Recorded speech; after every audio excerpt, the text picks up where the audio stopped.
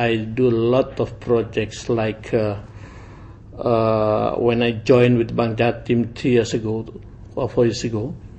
In 2010, I have a project, we call it the IT transformations. The IT transformation objective is taking in-source the from 100% become only 30% within 4 years. Then the second thing is I do like innovations of services, like we do like a clearing house for the rural banks, which is the Bank Jatim as an apex bank for the rural bank. Then they give the services for the transfer credit, like a clearing, something like that.